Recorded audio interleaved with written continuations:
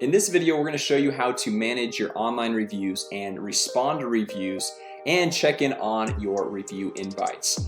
Now, in the previous video, we showed you how to send review requests. And just as a quick reminder, you can do that by clicking on Quick Actions and send a review request and putting in the customer's name and email or phone number and clicking on Send a Review Invite.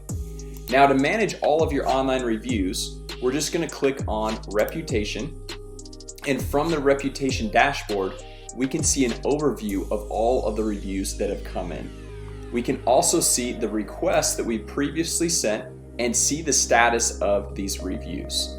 Another important thing that we'll want to do is anytime a review is left on our Google business page, we'll want to respond to these reviews so that we'll help our search engine optimization rankings. So for example, Allison Shepard left a 5-star review right here.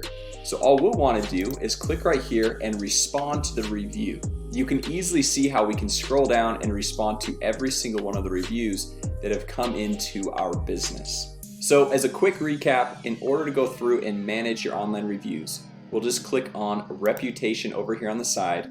We can see an overview of all of our reviews, our review requests that we've sent, as well as respond to any reviews that have already come in.